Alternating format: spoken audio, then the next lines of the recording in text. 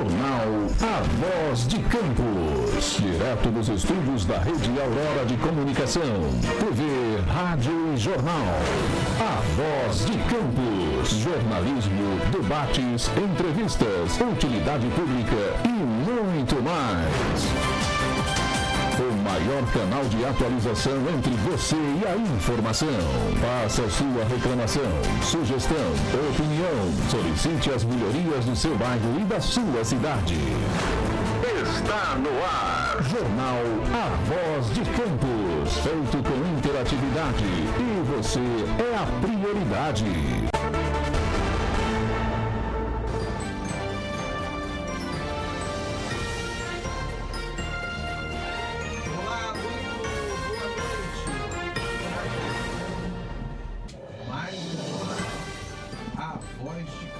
Que não tá saindo a minha voz.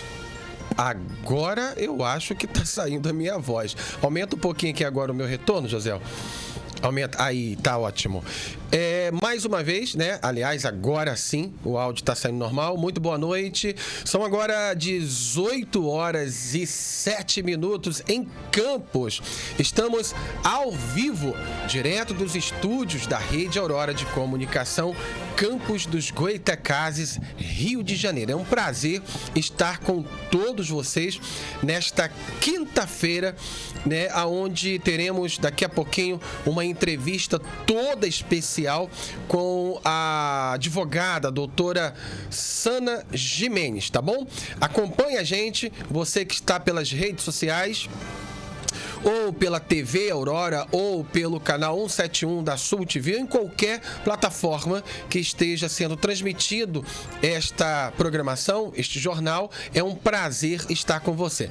Muito boa noite à nossa produção, na direção de Gabi, Josiel na mesa, né, na técnica, e toda a nossa equipe que faz esse jornal acontecer. E aqui na nossa bancada de todas as quintas-feiras, Pietro Souza. Muito boa noite, Pietro. É um prazer ter você aqui comigo, hein, Pietro?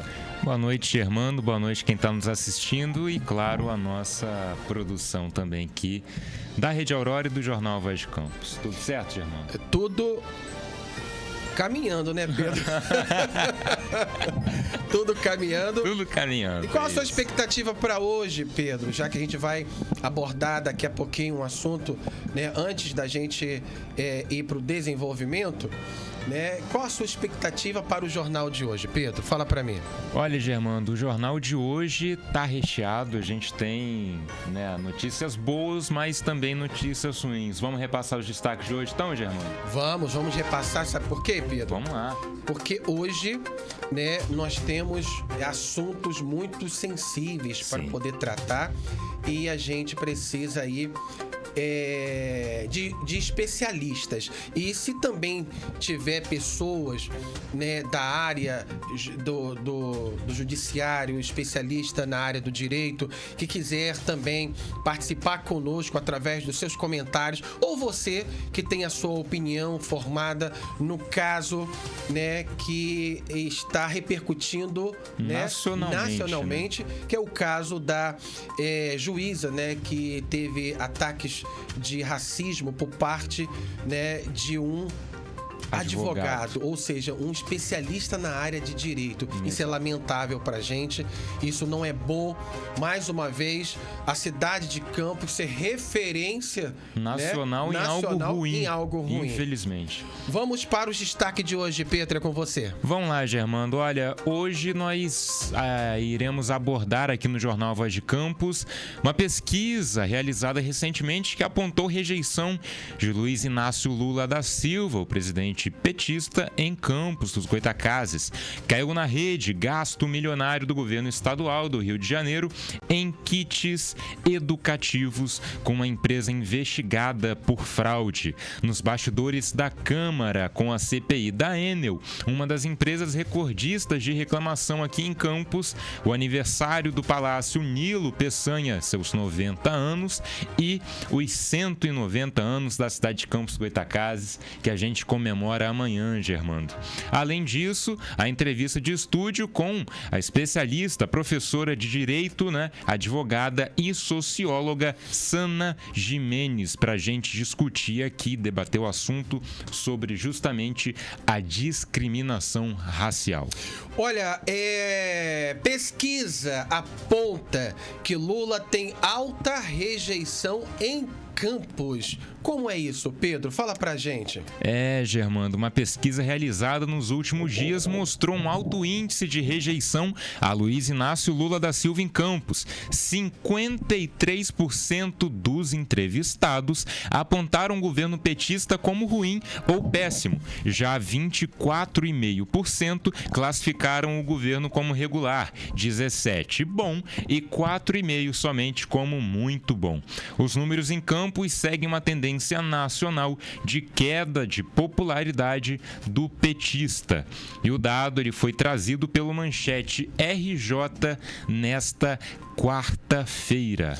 Olha, e falar em Manchete RJ, eu quero mandar um abraço aí para toda a equipe do Manchete RJ, que está sempre contribuindo com as informações em tempo real, principalmente aqui pro jornal A Voz de Campos de todas as quinta-feiras. Aumenta só um pouquinho, José, o meu microfone, só um pouco para me ouvir melhor aqui. Aí, obrigado. E é claro, o Pedro, Edmar não gosta que eu chamo você de Pedro. Pietro é Pedro, Eu falo o nome mais popular, Pedro, sobre esta pedra, Então, há quem goste, há quem fica feliz com essa informação e há aqueles que não gostam dessas informações direcionada ao presidente da República, ao Luiz Inácio Lula da Silva, mas não se trata de gostar ou não. Se trata de fatos, de realidade, que o Lula, ele não tem governado por si só. Quem tem governado são aqueles que estão por detrás dele, pelo menos é o que a especialista tem comentado, tem falado. Corretamente. E isso tem prejudicado a imagem do Lula, que aí eu pergunto, aos especialistas, prejudicado em quê? E eu tô falando, e faço a pergunta, tô afirmando e fazendo a pergunta. Prejudicado em quê? Eu não acredito que Lula possa ser mais prejudicado na sua imagem do que todo o histórico dele aí, que é rico em situações aí que não é bom para o Brasil, que não foi bom para o Brasil. E o que você acha disso, Pedro? A imagem do Lula, ela já é manchada por si só, Germando? Porém, acredito que o histórico dele não favorece, ou seja, ele não se favorece, nunca se favoreceu. Mas não só esse entendimento, que eu acho até correto no atual governo, nesse terceiro governo dele, de que ele está sendo praticamente um fantoche ali, pelo menos nas áreas mais técnicas, Bom, assim como a gente teve na Argentina no último governo, Alberto Fernandes era um fantoche da vice, ex-presidente Cristina Kirchner, e do ministro que ele escolheu ali para a Fazenda, para a Economia, que foi o Sérgio Massa. Concorreu com o Milei para a presidência no ano de 2023, se eu não me engano. Olha, o mesmo acontece, no caso, com o Lula e a Janja, que a gente sabe que não à toa tem um apelido de Esbanja, e o Fernando Haddad. Mas a imagem do Lula é manchada por si só e, enfim, acho que é um caso perdido, Perfeito. Olha, há quem diga que quando alguém faça um comentário dessa natureza ao presidente Luiz Inácio Lula da Silva, é porque é bolsonarista, Mas nem sempre, Se tratando do Bolsonaro, que eu não vou entrar no mérito, que o mérito aqui é do nosso presidente hoje atual, que se o Bolsonaro e sua família devem à justiça, que seja transitado, julgado, condenado, se for condenado, que ele pague pelo que ele fez. Para mim não vai fazer diferença nenhuma, acredito que para o país também não vai fazer muita coisa. Não vai fazer tanta diferença. Aliás, é a justiça sendo feita se ele for condenado. Mas você sabe uma coisa que eu acredito que possa vir a acontecer, Germano? O quê? O Lula ele passou mais de 500 dias na cadeia e voltou para um terceiro mandato. Desbancou o Bolsonaro, que era presidente na época, o primeiro desde a redemocratização, né? Acho que falei correto, que não conseguiu se reeleger. Eu acredito que se o Bolsonaro for preso, seja de uma forma entendida como uma prisão correta ou não, isso não cabe a mim, eu acho que ele pode voltar para um segundo mandato. A gente já teve um exemplo prático de alguém que não deveria voltar e está indo no terceiro mandato. Sim, então... mas o pior é... Olha só, Lula, ele não foi absorvido, né? Houve uma brecha, tramado ou não, se houve aí um gênio que preveu isso para que Lula pudesse conseguir a sua soltura ou não, eu não sei. Eu só sei que ele hoje não está preso por conta de uma brecha na lei. Sem que dúvidas. Ele não deveria ser julgado aonde ele estava sendo, que eu não me lembro agora. Teve um imbróglio com o fim da Lava Jato qual também. o estado, José, que ele estava sendo julgado? Curitiba. Estado do Paraná. Paraná, ele tinha que ser julgado em Brasília. E aí, quando passaram ele para Brasília, ele já completou a maioridade. Exato. Né? Então, houve uma brecha. Agora, no caso de Bolsonaro, ele sendo preso, ele pode passar o resto da vida dele na prisão. E aí, como que ele vai voltar depois de quase 30 anos de prisão, se for essa condenação, para concorrer a uma eleição? Uma informação, né, que foi trazida até a gente mais cedo é justamente que quem foi escolhido para o STF no governo do Bolsonaro. Foi a nossa produtora, inclusive, que trouxe. Não, mas eu acho que essa informação não procede. Foi na época do Temer, correto? Na época do Temer. Que não era um grande esquerdista ou alguém de centro que é muito ligado, inclusive, a uma imagem de extrema-direita pelos extremistas de esquerda, às vezes. Então, se até o Alexandre de Moraes, que parecia um dos salvadores da pátria ali em 2016, na época do Temer, está causando todo esse furdúncio relacionado ao Bolsonaro e pode ser quem vai colocar ele na cadeia, a gente pode ver um salvador da pátria para os bolsonaristas muito em breve. Não pode se duvidar de nada no Brasil, já. Então vamos seguir aqui, né, a nossa linha. Porque o Lula, a imagem dele já está bem desgastada pra gente, tá dando esse tempo todo pra imagem do Lula. Mas um abraço pro meu presidente da República, fazer o quê, né? Todas as autoridades são permitidas, né, por Deus, né? Então, vamos respeitar a autoridade do Lula.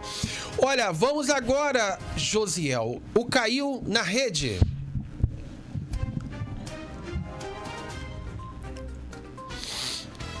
Agora, no Jornal A Voz de Campos. Caiu na rede. Caiu na rede. O assunto bombou, vira notícia aqui. Estamos de olho. Olha, Pietro, sem contrato, o governo do estado gasta 75 milhões em kits educativos com empresa suspeita de fraude. É isso, Germano. O governo do estado do Rio de Janeiro gastou mais de 75 milhões em compras de kits educativos sem licitação ou contrato, utilizando o mecanismo de ata de registro de preços.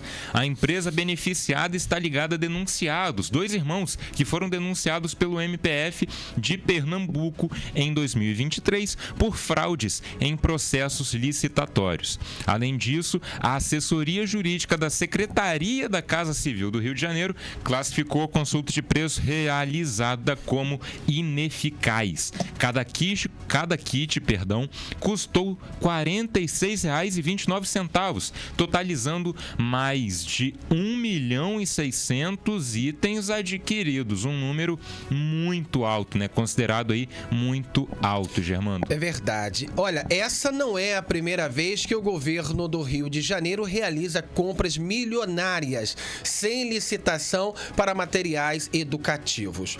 Em 2023, a Secretaria de Educação contratou a mesma empresa para fornecer, Pedro, livros a um custo 4 vezes superior ao preço de mercado, levando o Ministério Público Estadual a instaurar um inquérito civil para investigar o sobrepreço. É isso aí, Germando. Pode isso? Josiel, fala pra gente. Muito boa noite, Josiel, nosso operador ali, que está atento a essas atrocidades, principalmente cometido pelo Estado. Boa noite, Germano, Pietro, o pessoal que está assistindo a gente.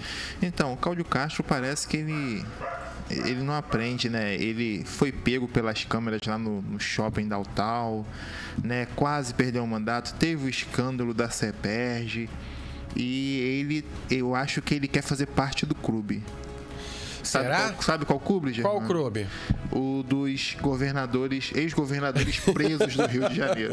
Eu acho que eu tenho que fazer parte desse clube, porque não é possível uma pessoa tentar tanta justiça que nem o governo Cláudio Castro. De repente, ele não quer ficar fora da novela, né? Exatamente. E ele quer virar o próximo capítulo, seria isso? Exatamente. Ou episódio, né? O próximo episódio dessa novela.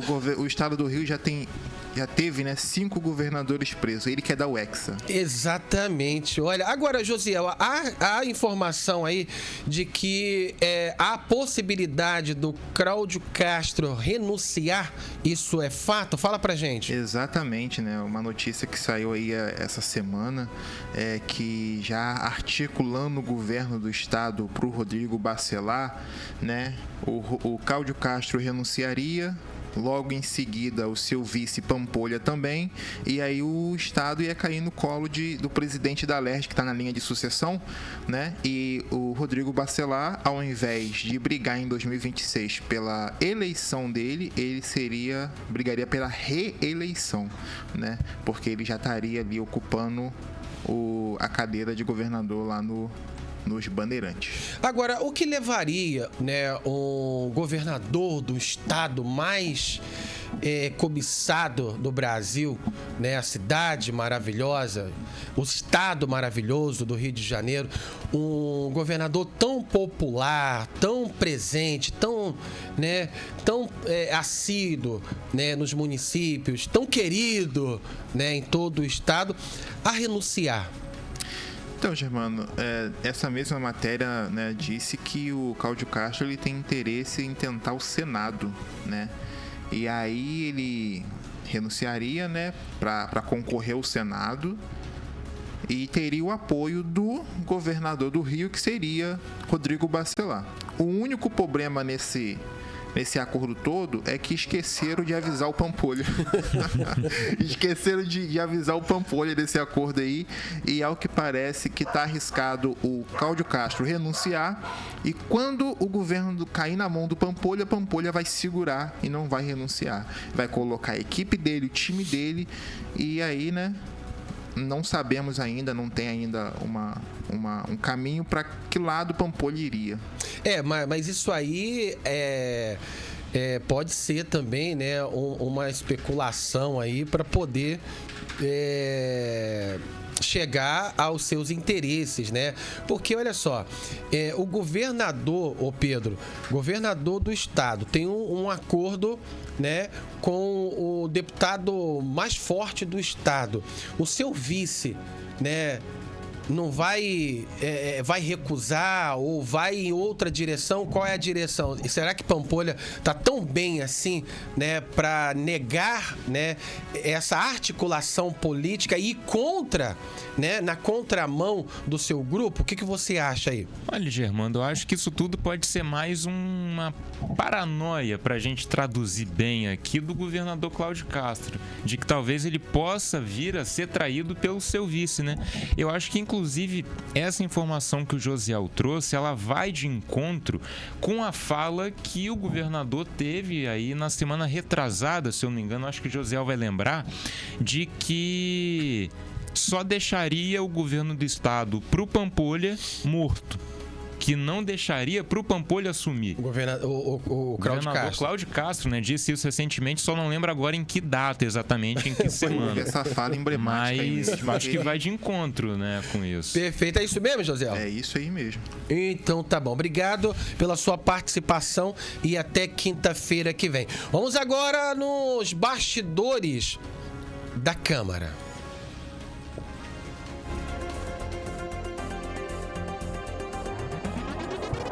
Agora, no Jornal A Voz de Campos, nos bastidores da Câmara, trazendo tudo o que acontece no Legislativo da cidade.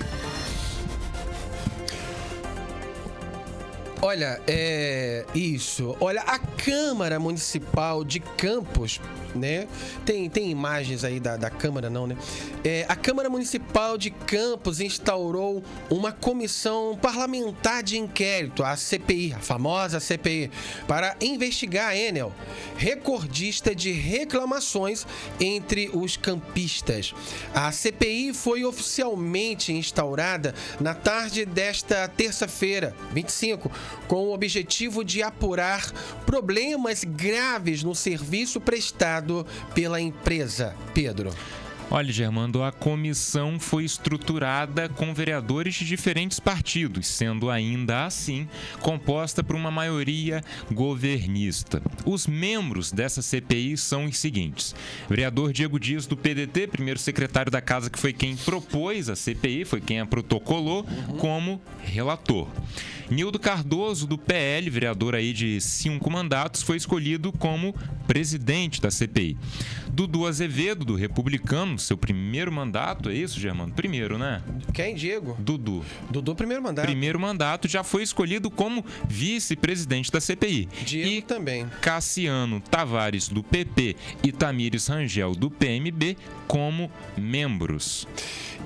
Perfeitamente. Olha, quanto à afirmação de que a Enel é a empresa recordista de reclamação, eu tinha até comentado, não sei se foi com você, a gente comentou foi na nossa reunião mais cedo. A Vivo é que seria, e de fato, a Vivo Celular é a pioneira. Disparado, Depois vem a Enel, né, que é a antiga Ampla, a Oi Telemar.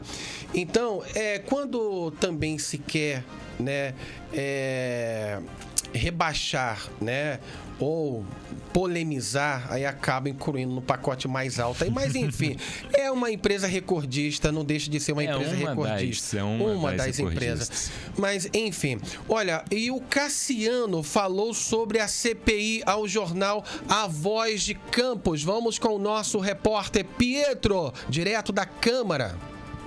Ontem reunimos os componentes da Comissão Parlamentar de Inquérito em relação à Enel.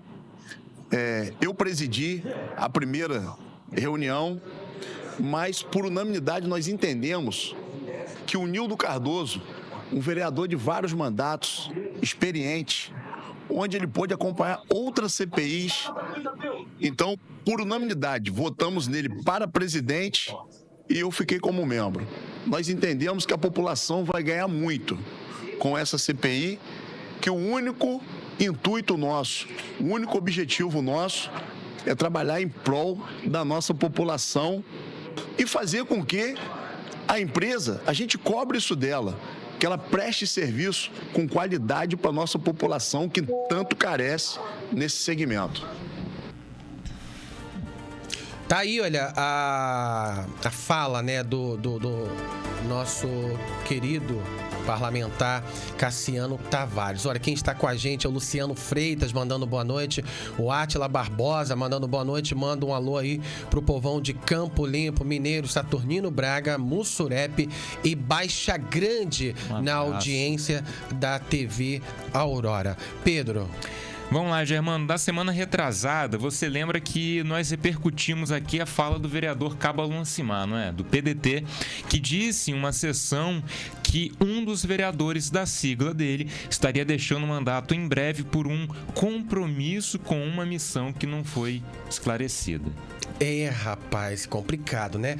Após a sessão da quarta, o vereador Leão Gomes, também do PDT, do mesmo partido dele, né? Exato. Falou com a gente sobre a missão, assumir a Fundação Municipal da Infância e Juventude. Põe na tela pra gente, operador. Em relação a assumir a Fundação Municipal da Infância e Juventude, existem grandes possibilidades, sim. É um alinhamento político, né? E nós falávamos desde o período eleitoral que o primeiro suplente, independentemente do nome que fosse, teria a possibilidade de assumir a cadeira, uma vez que a grande possibilidade de assumir a Fundação Municipal. Mas existem algumas coisas para acontecer antes, né? Projetos que eu apresentei, esses projetos precisam tramitar na casa, serem aprovados, sancionados pelo prefeito, para que eu possa sair, né? Porque projetos, uma vez aprovado, precisa ser executado. Assim como foi em 2023, eu acredito que há grande possibilidade de eu assumir para execução desses projetos criados por mim dentro dessa Casa de Leis. Consequentemente, existe um fator principal. A Fundação Municipal, provavelmente, através de acordos políticos com o prefeito, entendendo a importância da proteção e direito de proteção da pessoa com deficiência, a criação dentro da Fundação da Superintendência de Direito e Proteção da Pessoa com Deficiência e Doenças Raras. Então, assim, existe essa possibilidade, sim. Estamos no alinhamento político, vamos ainda conversar um pouco mais para aí então nós fecharmos a questão e ver a possibilidade de sairmos para assumir a Fundação, que é um grande prazer estar como presidente da Fundação, como fiz em 2023, acredito que posso contribuir muito. Tá aí, olha, a resposta aí, né? O esclarecimento, né? Finalmente, porque né? Isso estava gerando uma polêmica, Exato. Na Câmara estava virando uma bagunça e agora está esclarecido, não é isso, Pedro? Eu disse que ia trazer resposta, tá aí a resposta então do vereador Leão Gomes. Perfeitamente. E olha só, gente, essa entrevista do Leão aconteceu logo após veículos da nossa imprensa aqui, campista, repercutirem a fala do prefeito Vladimir, que aconteceu justamente ontem, em uma inauguração aí no bairro da Codim, que apontou que o pedetista assumiria o cargo na FMIJ, deixando a cadeira na Câmara para Luciano Riulu, e que um vereador do PP, que ainda está mantido aí nesse nome em segredo, também deixaria a casa para a ascensão de Juninho Jubiraca. Leão disse que só ficou sabendo, Germano, dessa fala do prefeito por um colega nosso, um outro repórter aí de outro veículo de imprensa, que havia lhe perguntado sobre o assunto momentos antes da nossa entrevista. Nessa quarta também, gente, aconteceu a comemoração dos 90 anos do Palácio Nilo Peçanha, prédio que abriga a Câmara Municipal de Campos dos Goytacazes. Eu também conversei com a historiadora e diretora do Arquivo Público Municipal Valdir Pinto de Carvalho, Rafa Machado. Põe na tela, operador. E eu estou aqui com ela, que é diretora, né, do nosso arquivo aqui de Campos Goytacazes, Rafa Machado, historiadora, que vai falar um pouquinho para a gente, não só sobre esse evento que está acontecendo aqui hoje na Câmara de Vereadores, como também do aniversário da cidade, né? Tudo bem, prazer estar aqui. Muitos motivos para comemorar, né? A gente vai falar sobre um patrimônio campista com o qual o campista se identifica muito, plenas condições de uso, funcionando bem, com toda a manutenção em dia. Então, isso é uma alegria, porque muitas vezes a gente fala do patrimônio que está deteriorado, né? Sim. E aqui a gente tem a alegria de falar de um patrimônio que está nessas condições. Campos celebra os 190 anos de elevação da condição de vila à condição de cidade. É um marco importante, assim como nós temos várias outras datas históricas importantes, mas eu tenho falado muito sobre isso nesse aniversário pontualmente. Nós temos 10 anos para os 200 anos, para o bicentenário da elevação, da criação da cidade. E o que eu gostaria de falar para todos os campistas é que nós temos um dever de casa para fazer. Todos nós temos um dever, e esse dever é cada vez mais nos apropriarmos do nosso patrimônio, nós nos identificarmos verdadeiramente como campistas, apesar de todos os problemas, dos problemas do nosso patrimônio, a gente só cuida daquilo que a gente ama. Então, em primeiro lugar, a gente precisa amar, se reconhecer no nosso patrimônio, se apropriar disso. A gente tem que entender que o patrimônio, ele fala sobre a nossa história, e a história não é só o passado. A história é o que a gente vive hoje e certamente o que a gente está deixando para o futuro. Olha, o presidente Fred Rangel, do PP, também falou com a nossa equipe e vários outros vereadores que deram seus votos, né, pelo aniversário da nossa cidade. Põe na tela rapidamente, operador. Presidente da Câmara, Fred Rangel, também vai falar um pouquinho sobre o aniversário não só aqui do Palácio Nilo Peçanha, como também da cidade de Campos Goytacazes. Presidente, muito bem-vindo ao jornal A Voz de Campos, à Rede Aurora. Qual que é o sentimento nesse aniversário de 90 anos do Palácio Nilo Peçanha e de 190 anos da nossa cidade de Campos Goytacazes? Boa tarde. Boa tarde a todos da Rádio Aurora, todos que nos assistem. E é muita satisfação a gente estar na presidência do Legislativo e trazendo na semana de comemoração o aniversário da cidade, também lembrar que o prédio Palácio Nilo Peçanha, ele está fazendo 90 anos agora no mês de março. É a sede do nosso Legislativo e a gente tem que valorizar a história do município. E esse palácio aqui, ele representa muito bem isso. Parabéns, nossa querida Campos dos Goytacazes, pelos seus 190 anos. E aproveito também aqui para estender os parabéns aos 90 anos aqui do nosso palácio, nossa Câmara Municipal Nilo Peçanha, que é o nome do prédio aqui. Então, eu como vereador, como legislativo do município, estou aqui dando a minha contribuição diária para os nossos munícipes. Que Deus venha nos abençoar e nos dar sabedoria e discernimento para a gente continuar contribuindo. Boa tarde, quero mandar aqui um feliz aniversário para todos os nossos munícipes dessa querida Campos dos Goytacazes, que sexta-feira completa mais um aniversário. Um forte abraço a todos do vereador Silvinho Martins. Semana de aniversário da nossa cidade, Campos dos Goytacazes, uma série de inaugurações e certamente a gente vai estar participando e enaltecendo aí todas as festividades que vem acontecendo. E parabéns aí à Rede Aurora, que vem cobrindo isso aí com excelência. Parabéns para a Rede Aurora e, logicamente, parabéns para a cidade de Campos dos Goytacazes, 190 anos. Nessa próxima sexta-feira, nós estaremos completando mais um aniversário da nossa cidade, né, transformando de vila, né, para a nossa cidade de Campos dos Goytacazes, onde eu tenho orgulho de estar aqui, nessa Casa Legislativa, pelo meu 5º mandato. E quero parabenizar todos os campistas, né, que sempre vestiram e com certeza vão vestir a camisa do nosso município, né, com orgulho, né, da nossa famosa planície Goitacá. Que Deus continue nos abençoando. Eu, particularmente, estou feliz por saber que eu faço parte dessa história, estou contribuindo de forma efetiva para o crescimento e desenvolvimento da nossa cidade. Acredito que nós temos muito ainda que fazer, mas a nossa Campos é a nossa cidade querida. Então, parabéns, cidade de Campos dos Goytacazes, vamos continuar lutando juntos e tentando fazer mais e mais para a nossa população campista. Uma cidade de tradição, né, a maior cidade do interior do estado do Rio. E eu acredito que tem tudo para ser uma cidade ainda mais próspera, ainda mais rica, né? E o prefeito está caminhando para isso, fazendo o seu trabalho, os vereadores estão cada vez mais envolvidos para isso acontecer. E a população merece, Campos merece, muitas coisas boas para acontecer para o nosso município, que tem tudo cada vez mais para dar certo. É isso então, vereador Ciro Rocha desejando também sua mensagem de feliz aniversário para a nossa cidade. De volta para o Jornal A Voz de Campos. Olha, tá aí, olha, parabéns, né, a nossa equipe aí, o Pedro lá, sempre abordando tudo que acontece nos bastidores da Câmara. Parabéns todos os vereadores aí que contribuíram, né, com as suas homenagens e também parabéns à nossa querida cidade de Campos. Vamos agora ao intervalo rapidinho, porque a nossa doutora, professora querida Sana Gimenez já está aqui nos nossos bastidores, aguardando para essa entrevista tão importante que vai contribuir e muito com a nossa sociedade e com a nossa bancada de hoje. Coagro, um abraço para o presidente Frederico Paz, nosso amigo e querido por todos aqui da Rede Aurora. Sem e dúvidas. Também, né, lá é o Lucas da Insano? É o Júnior. Júnior da Insano. A gente volta já já. Uma grande empresa não se constrói sozinha e nem de um dia para o outro. A unidade Paraíso Coagro está passando por obras para voltar a atender aos produtores do norte do estado do Rio. Um investimento de mais de 40 milhões de reais e com previsão de início das atividades já na moagem de 2023. A destilaria terá capacidade para produzir 350 mil litros de etanol hidratado por dia. A usina vai trabalhar com estoque ampliado e mais agilidade na descarga da cana, contando também com uma nova mesa alimentadora e novo hilo, trazendo melhorias na limpeza da cana com uma lavagem mais eficiente. A capacidade de moagem é de 220 toneladas de cana por hora.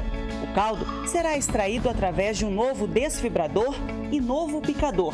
Depois, passará por uma peneira para clarificar o produto. A estrutura foi montada para reduzir as perdas de açúcar na torta de filtro. A usina vai atender às normas de preservação ao meio ambiente e já realiza o plantio de 2.000 hectares nas terras da Unidade Paraíso, para viabilizar a moagem da próxima safra.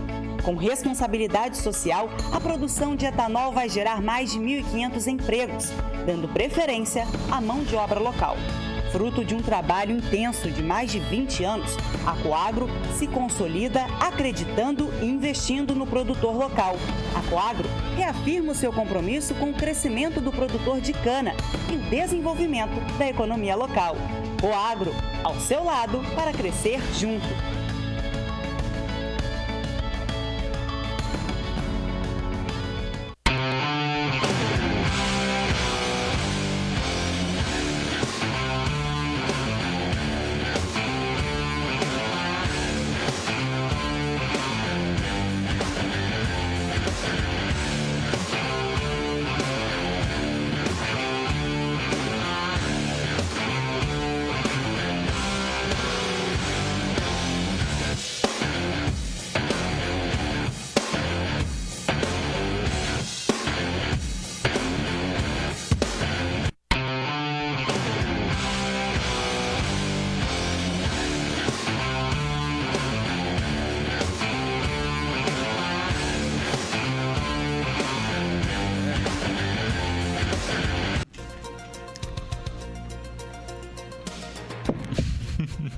Assim, José, no seco, não tem aquela volta, né?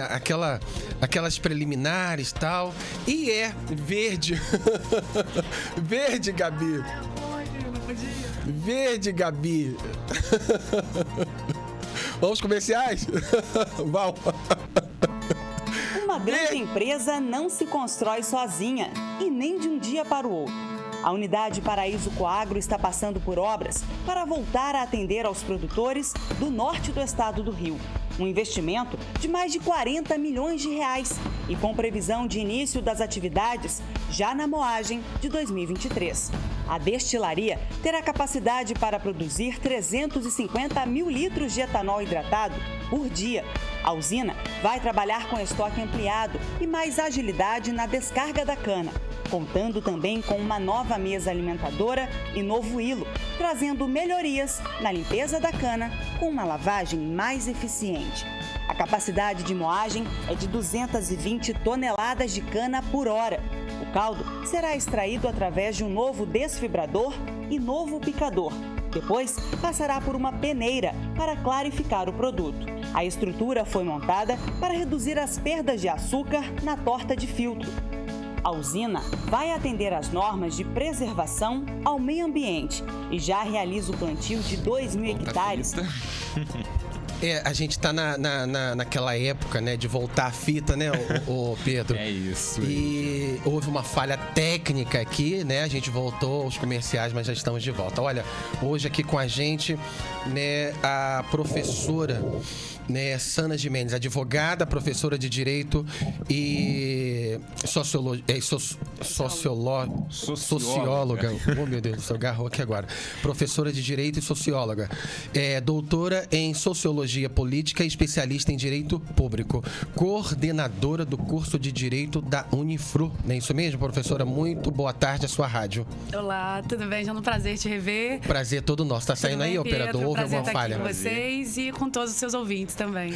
É um prazer todo nosso. Aliás, é um prazer inenarrável, né, ter a senhora aqui. A senhora já esteve aqui numa oportunidade na época com o Fabinho Almeida, sim, né, que teve um programa aqui. E agora de volta para tratar um assunto bem sensível, um assunto, né, que está repercutindo aí o Brasil todo. Infelizmente, Campos hoje, né, estando aí no topo, né? Só que com uma notícia, né, ruim, né? Infelizmente, né? Pedro, é com você.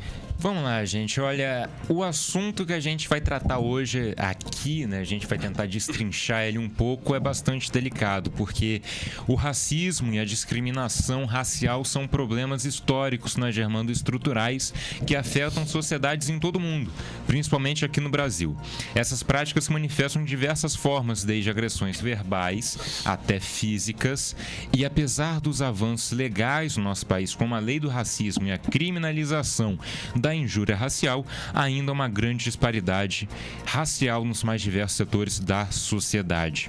Um exemplo alarmante dessa realidade aconteceu recentemente aqui na nossa cidade, onde a juíza Helenice Rangel, titular da Terceira Vara Civil, foi alvo de ataques racistas por parte do advogado José Francisco Abud. Em uma petição, Abud referiu-se à magistrada como, aspas, tá? Frisando aqui, a gente não aprova de forma nenhuma essas falas deploráveis, afrodescendente, com resquícios de senzala e recalque ou memória celular dos açoites. Só um trecho da abominação aí que ele escreveu em uma petição após ter um pedido indeferido por ela. O caso está sendo investigado pela Ordem dos Advogados do Brasil, a OAB, e pelo Ministério Público. A Corregedoria da Seccional do Rio de Janeiro da OAB, agora sim, decidiu pedir a exclusão do advogado dos quadros aí do órgão.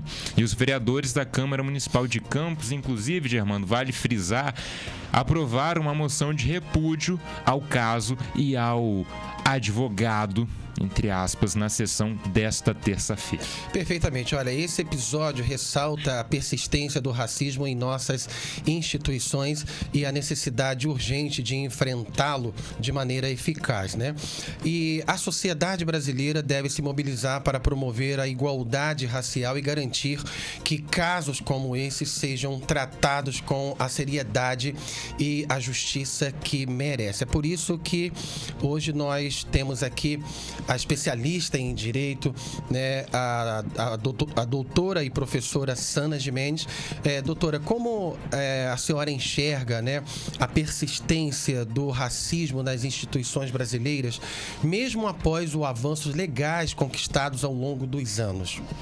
Infelizmente, as leis, elas são fundamentais, mas elas no mundo é a realidade concreta, né? O Brasil é um país extremamente racista, porém persiste o chamado mito da democracia racial. É uma ideia que foi construída, inclusive, até por alguns governos ao longo do tempo, ao longo da nossa história, né? Considerando que nós somos um país muito miscigenado e de que teria havido um encontro harmônico entre as três raças e que isso gerou toda essa singularidade do Brasil. Na verdade, não foi um encontro harmônico, né? A gente está falando de escravização de pessoas, a gente está falando de mortes, de estupros, enfim. É assim que se forma, né, a nossa miscigenação racial. E, ao longo do tempo, após, né, a abolição da escravidão, infelizmente não foram feitas políticas efetivas, né, de integração do negro na sociedade, né? Enfim. E por essa razão, essa população continua marginalizada.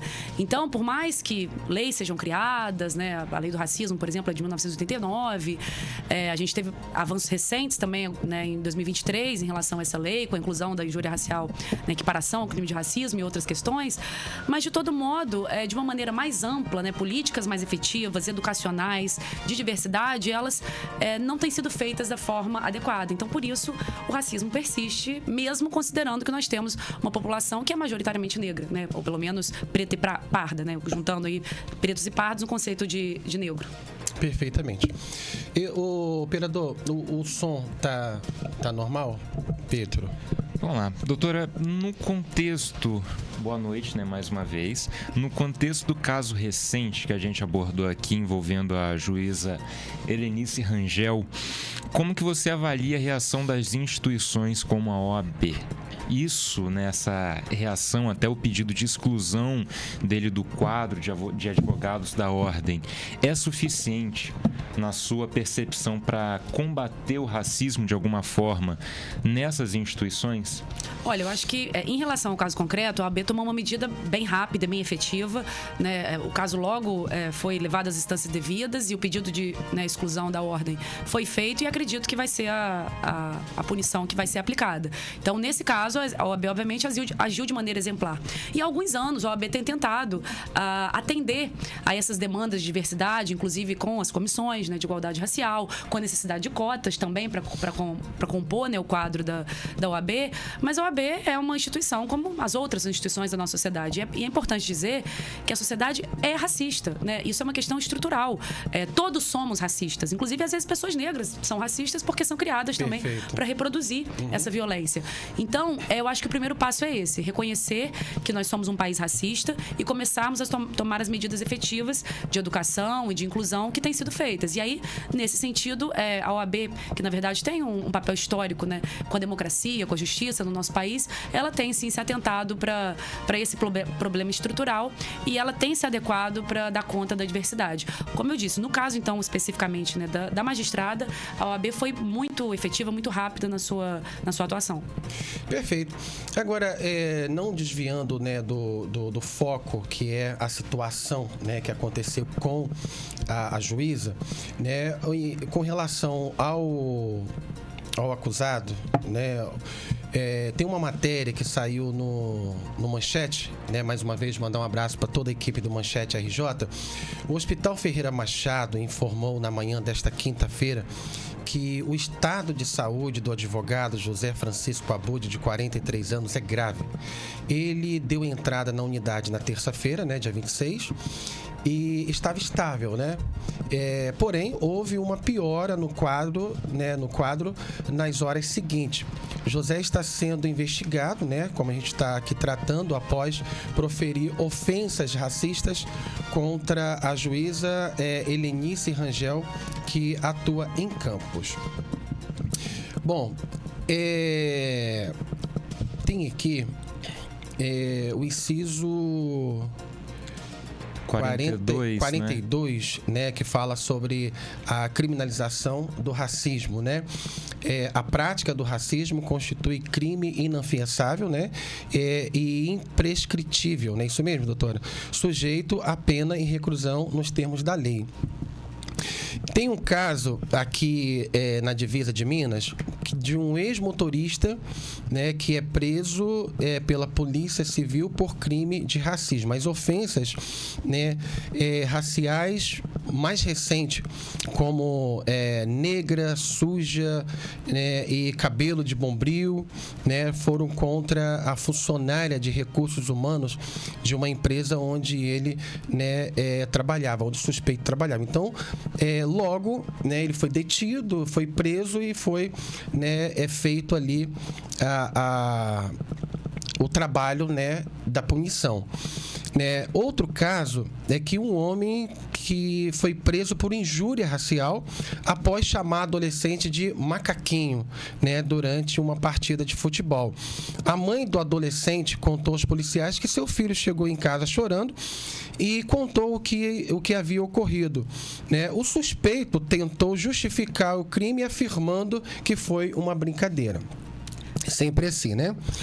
E aí, sobre a matéria, né, que fala do advogado, né, a doutora entende que pode haver uma tentativa de vitimismo para desviar o foco da gravidade dos fatos do crime de racismo praticado contra a juíza, ou de fato ele pode ter algum distúrbio mental, justamente considerando, né, a gravidade do ocorrido por parte, né, de um profissional que é da área jurídica, né?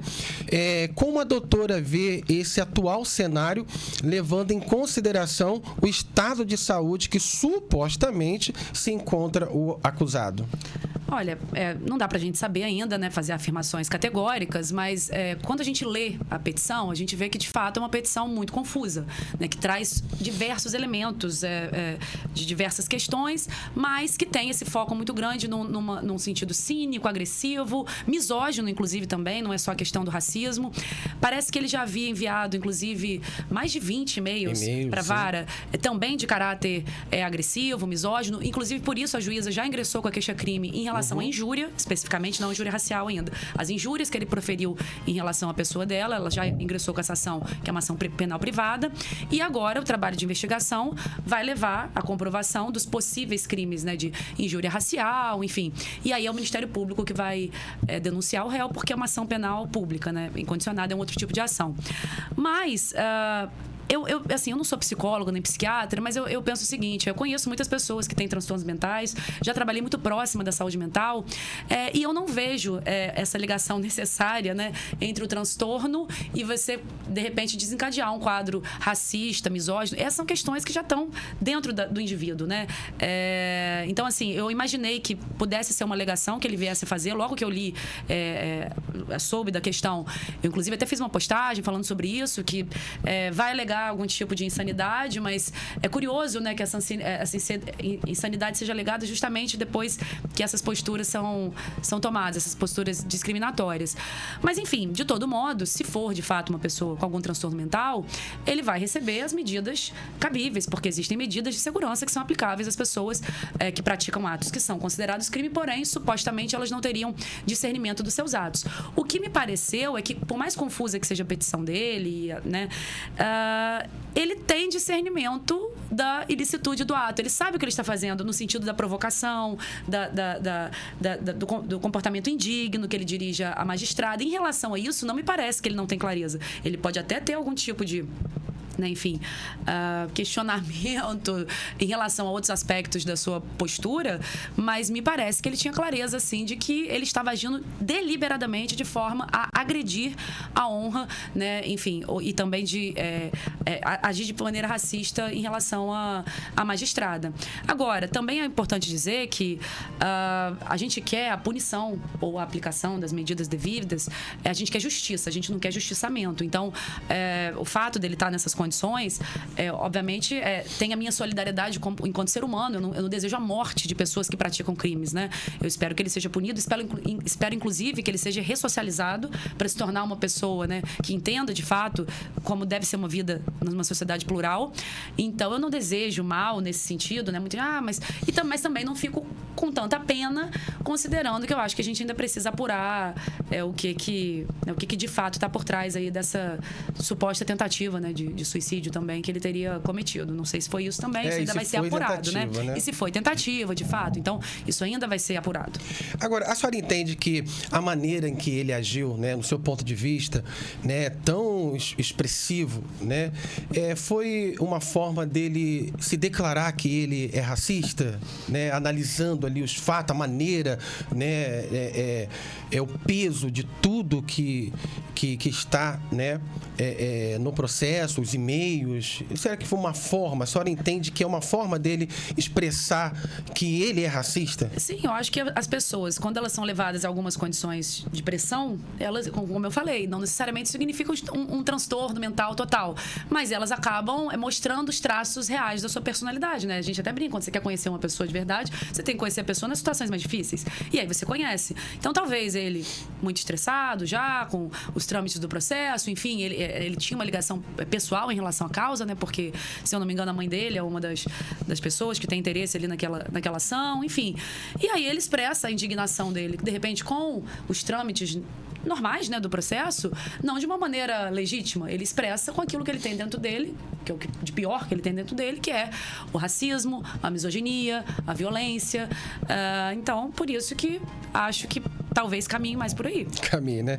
Bacana. Olha, quem está com a gente, né, também para falar a respeito, né, dessa situação tão constrangedor, né, para o nosso país, e Campos, mais uma vez, no topo da informação, né, ruim. Infelizmente. Né? Infelizmente, sendo vista de maneira que nenhum campista gostaria, né?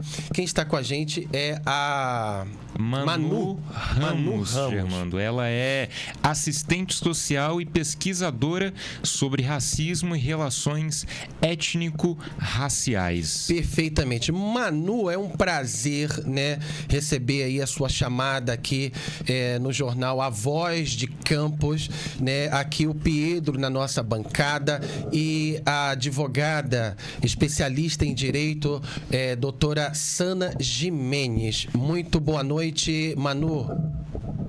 Muito boa noite, querido. Agradeço mais uma vez a oportunidade de participar do seu programa.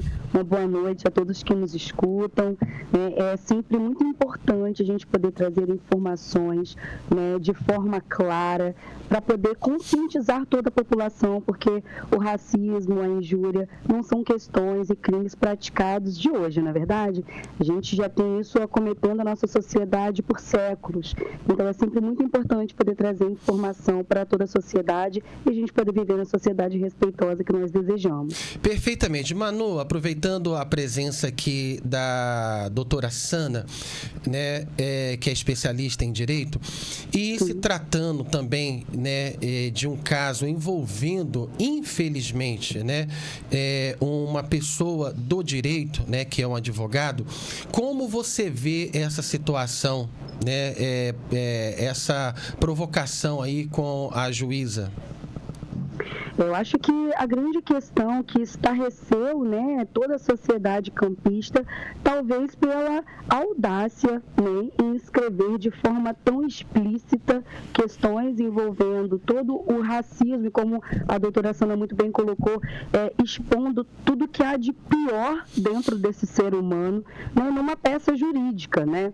Eu acho que talvez essa é a grande questão que estarrece, e sobretudo porque a vítima, sendo uma pessoa negra, não está num espaço de subalternidade, de subserviência. Pelo contrário, né, é alguém que conseguiu alçar um outro espaço, um espaço de poder, do nosso poder judiciário, e é uma profissional, né, renomada, alguém conhecida pelo que soube, alguém com os quais os advogados, né, têm muita admiração, né, pelos seus posicionamentos. Então, eu acho que isso é o que estarrece, né?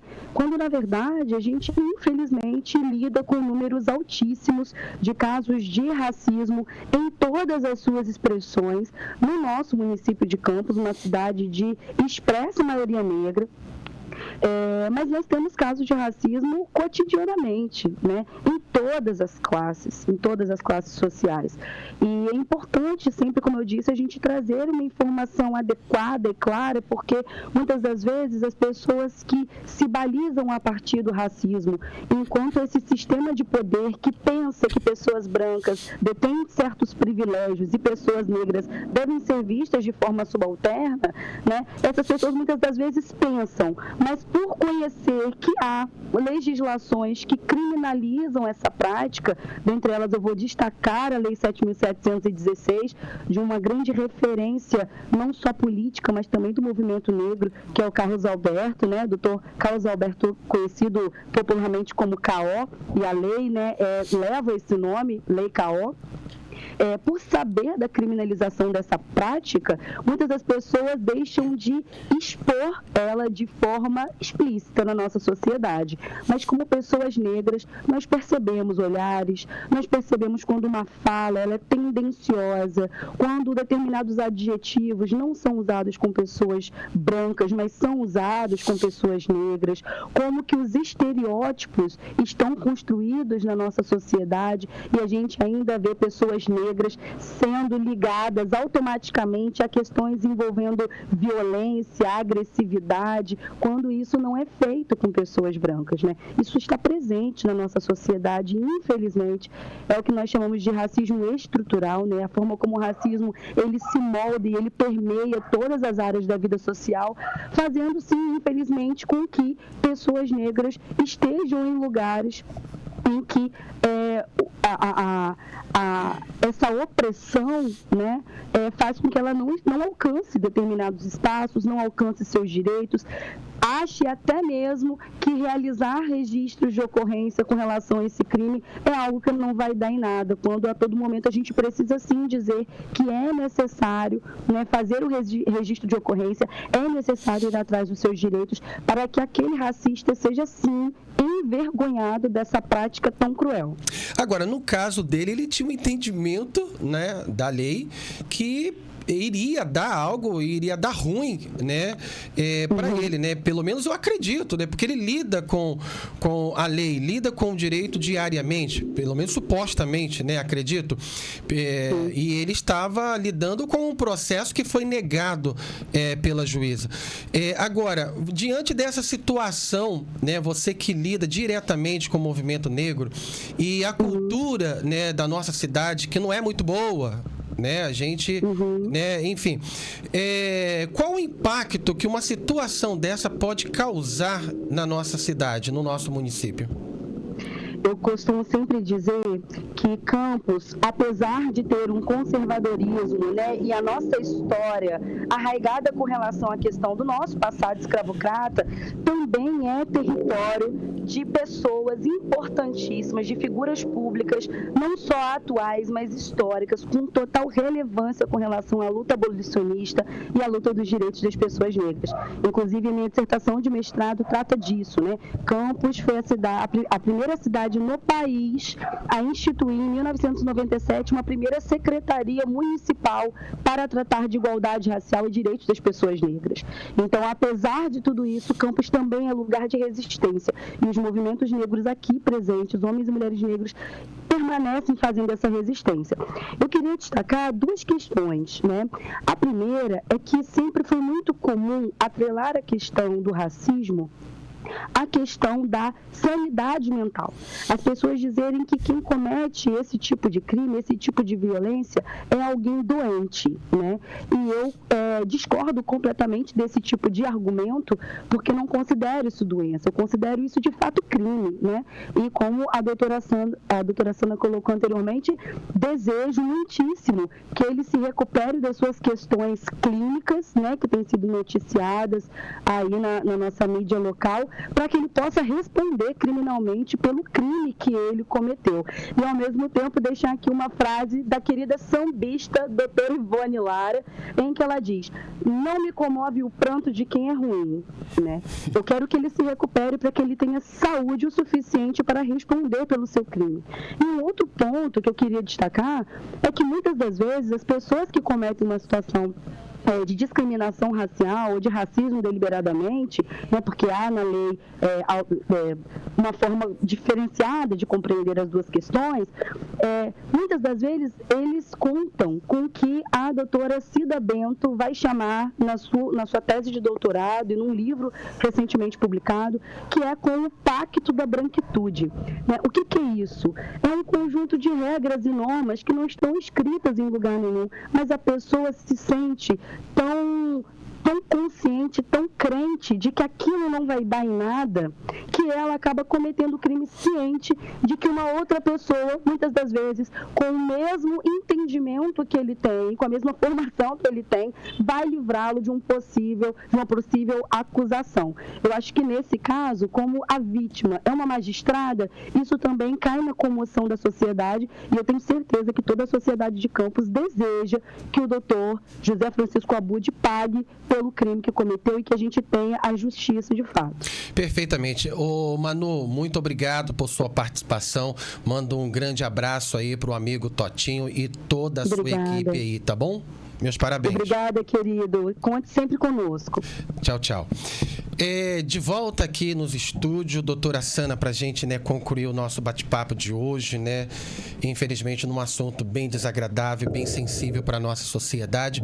E pra gente, né, concluir a nossa participação, conforme a Manu, né, colocou, a senhora acha que há uma brecha, né, no direito e que leva, né, a atribuir situações como essa à insanidade mental? Não, acho que não há uma brecha no direito, né? O que há, né, como a Manu colocou muito bem, é essa questão realmente de um pacto branquitude, que faz com que as pessoas racistas se sintam muito à vontade de expressar o seu racismo, achando que não vai acontecer nada. Mesmo que, claro, ele é um advogado, a vítima uma magistrada, mas talvez ele achasse, e aí por isso que eu acho que o componente da misoginia também é importante ser destacado, talvez por achar que fosse uma mulher, ela é uma pessoa muito cordial, até onde eu não conheço pessoalmente, mas toda a advocacia fala muito bem do atendimento da doutora Helenice, talvez ele achasse que ele pudesse fazer isso reiteradamente, que nada ia acontecer, pela paciência, pela gentileza da magistrada, e aí ele só foi aumentando, acho que o limite aí do que ele disfarçava ali em relação ao desrespeito dele em relação à figura da magistrada. Em algum momento ele teve coragem de eu vou escancarar logo tudo que eu penso, sinto. E essa é a questão. A gente verifica a insanidade e aí a inimputabilidade se ele não sabe o que ele está fazendo, se ele não tem dimensão de que aquelas falas são falas ofensivas. E não me parece que ele não tinha dimensão, muito pelo contrário, me parece que ele fez exatamente para ofender.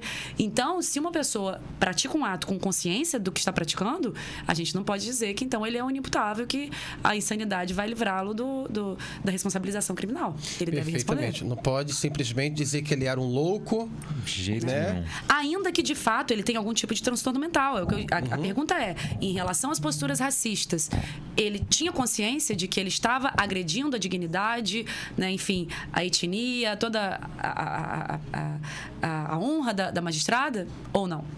Perfeitamente. Professora, eu não sei se eu chamo ela de professora, que eu gosto muito de chamar de professora, doutora. Felizmente, a gente já ultrapassou 10 minutos, é rápido mesmo.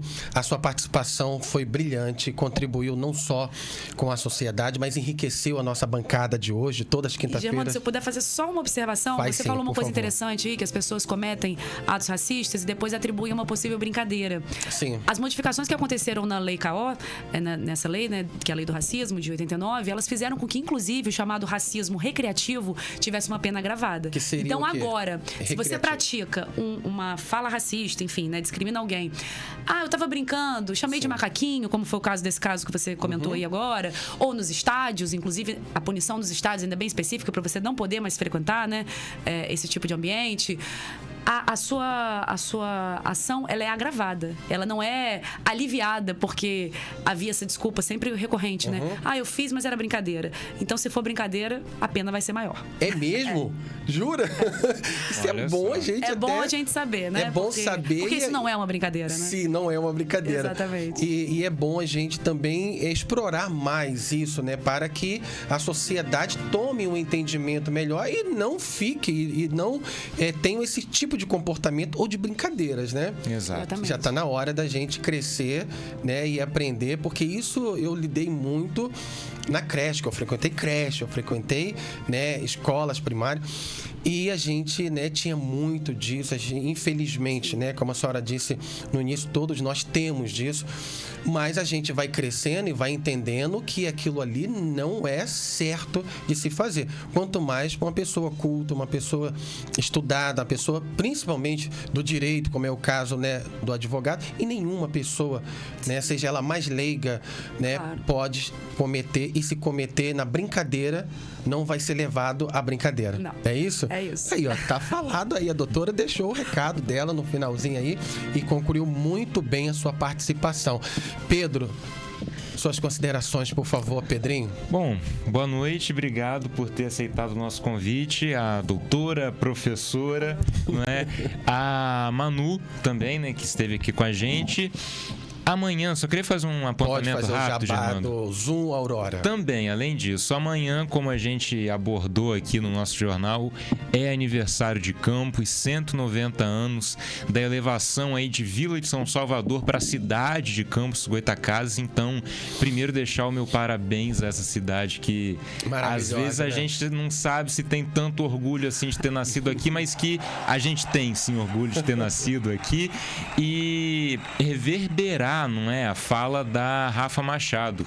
Daqui a 10 anos a gente tem o bicentenário da nossa cidade. Então já é hora da gente começar a pensar no que a gente vai fazer e valorizar os nossos patrimônios, a história e, né, que não é só o passado, mas também o presente e o futuro da nossa cidade.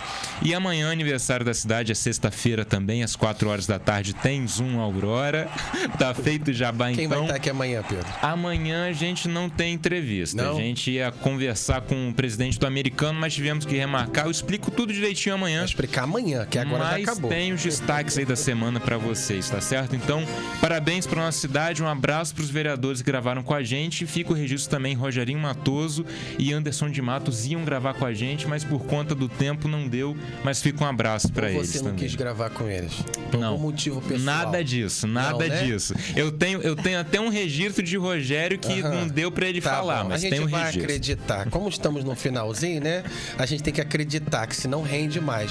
Mesmo sendo a cidade que hoje se encontra no topo da informação ruim, é uma cidade maravilhosa, né, Pedro? É isso. Doutora, mais uma vez, olha, se eu pudesse, eu ficaria aqui a noite toda agradecendo, porque hoje eu estou feliz com a presença dela de coração, tá bom? É um prazer. E eu espero, a senhora tá dando aula no Unifru? Sim, tá dando aula? Eu espero alcançar as suas aulas. Eu preciso só de um impulso para voltar à faculdade de Direito, né? Muito obrigado a todos que nos acompanharam até aqui. Obrigado a todas as mensagens nas redes sociais, Instagram, Facebook, YouTube e na TV Aurora também, no canal 171 da Sul TV, New Play, enfim, todas as redes de streaming que transmite e retransmitem a nossa programação. O jornal vai ser reprisado com o horário operador rapidinho durante a semana, à meia-noite, 4 da tarde, enfim. Na TV Aurora tem a grade lá. Um abraço a todos e até quinta-feira que vem com mais um jornal A Voz de Campos. Tchau, tchau.